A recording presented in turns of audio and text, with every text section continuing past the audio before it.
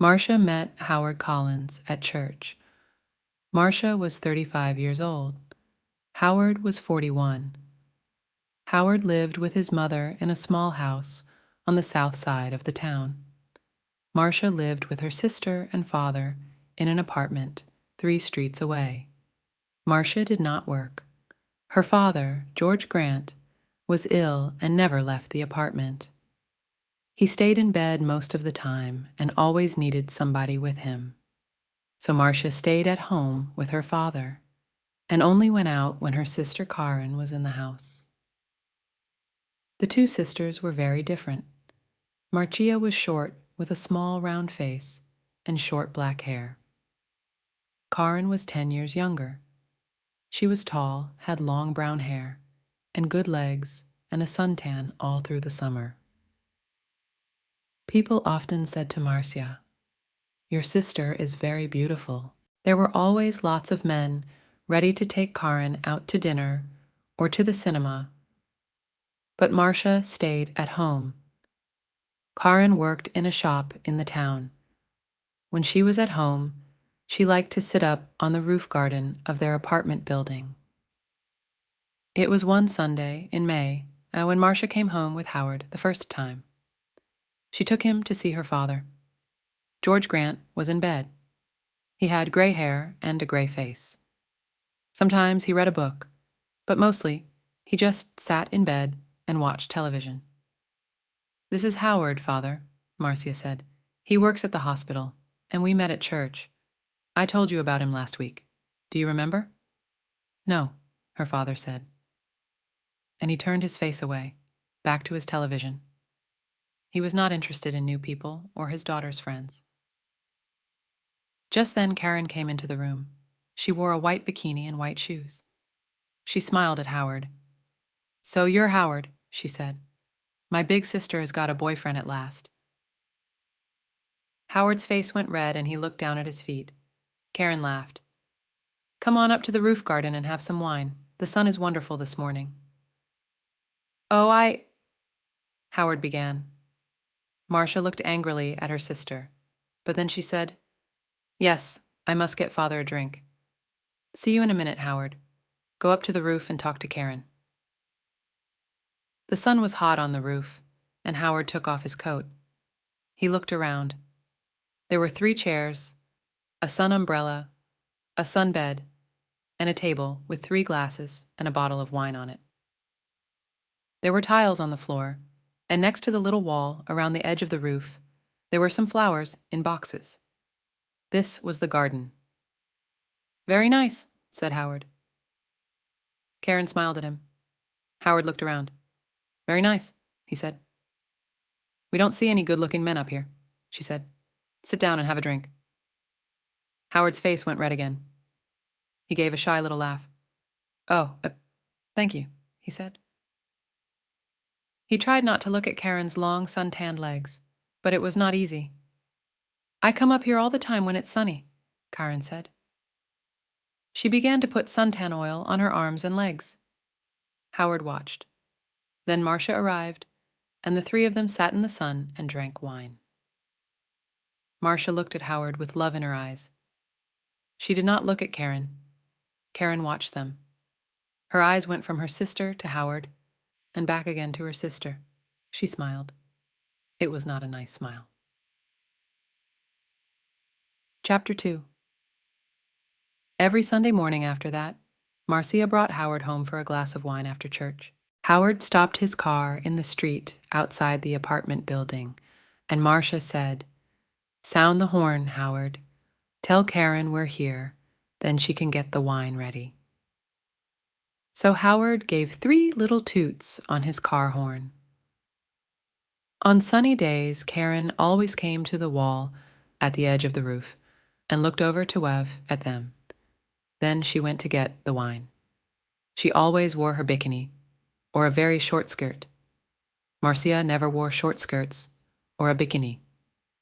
"My legs are too fat for bikinis," she told Howard. "Your legs are, very nice," he said shyly. One day in June, Karen asked Howard, "What time do you finish work, Howard?" About 6 o'clock, he said. Could you bring me home after work? Karin said. My shop's very near the hospital. You drive right past it, and you only live 3 streets away from us.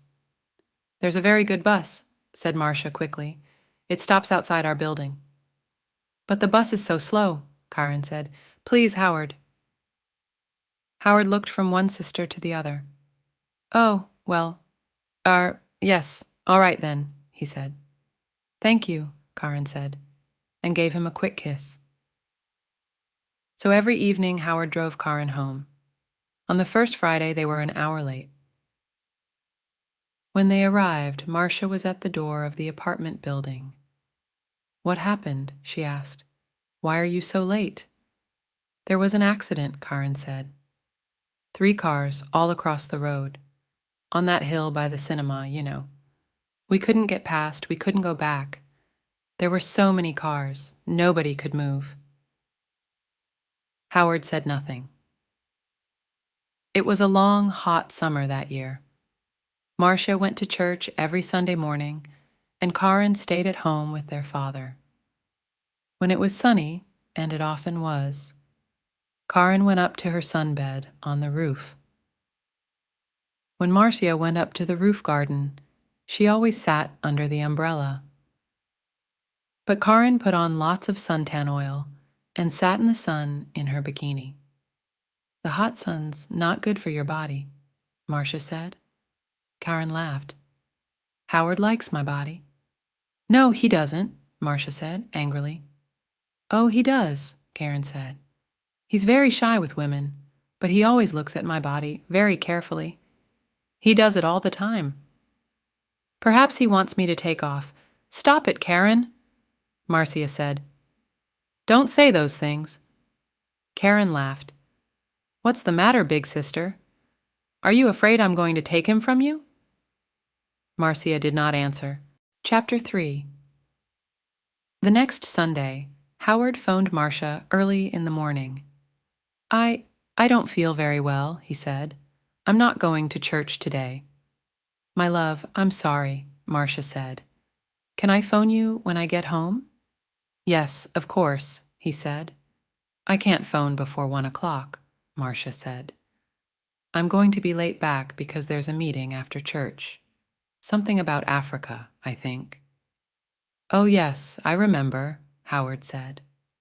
But Marcia was wrong. There was no meeting after church that morning. It was the next Sunday. So she left church at the usual time and arrived home at 11:45. First, she went in to see her father, but he was asleep. Then she phoned Howard, but there was no answer. Perhaps he's sleeping, she thought, and his mother doesn't want to answer the phone. She went to her room and put on a long summer skirt. Then she went up to the roof garden. She put her hand on the door to the roof and stopped. The door was half open and she could hear voices. There was someone in with Karin.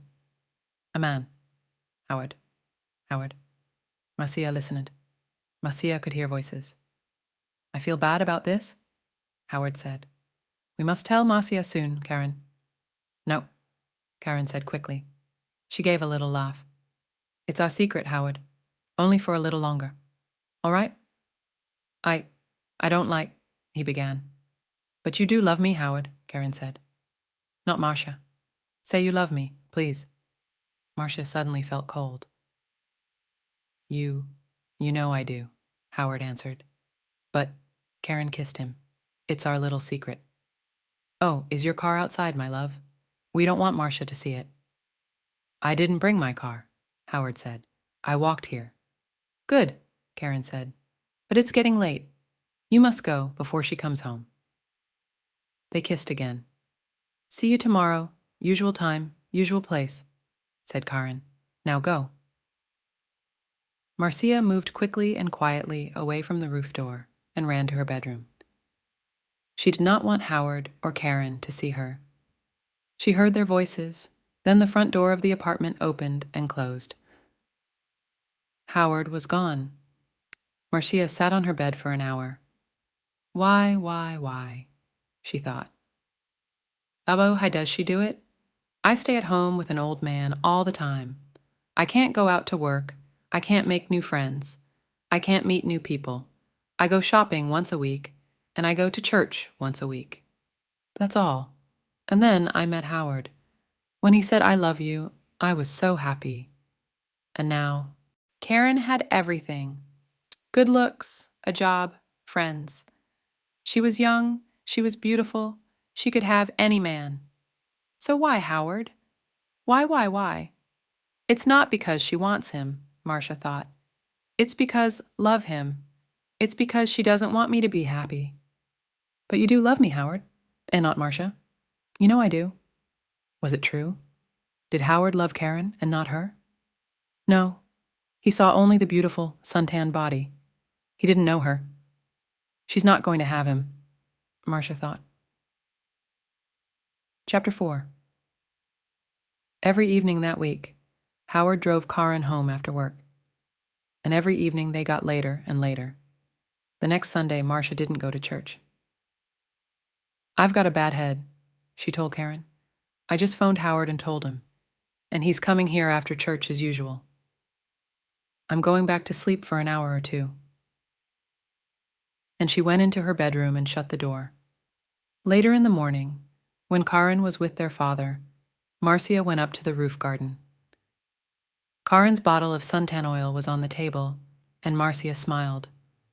When Karen came up to the roof, Marcia within her chair, under the umbrella, with a book in her hand. "Oh, is your head better?" Karen asked. "Yes, thanks," Marcia said. Karen wore her bikini, a new yellow one. She opened her bottle of suntan oil. Karen opened her bottle of suntan oil.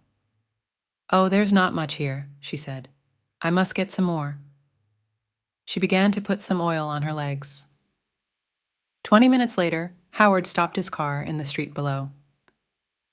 Up on the roof, Karen and Marcia heard the usual 3 little toots on his car horn. "He's here," Karen said excitedly. "Your man's here, big sister." And she laughed. Yes, Marcia thought. My man, not yours, Karen. Karen jumped up from her sunbed. She ran to the wall at the edge of the roof to look down and wave to Howard. She had no shoes on, and at the wall, her feet suddenly slipped away from under her. "Ah!" she cried. She fell forward and put out her hands to grab the wall, but the top of the wall was slippery too. Her hands could not hold it and slipped away, off the wall, over the edge. And her body went on too, over the edge of the wall, and down, down, O-W-U-N, O-W-U-N. Before she hit the ground, she knew. Slippery, suntan oil, Marcia. Dear friends, you have finished listening to this lesson. Come back to our channel. Give us a like and subscribe. Remember, every day with us will lead you to a better understanding of English. Good luck, my friends.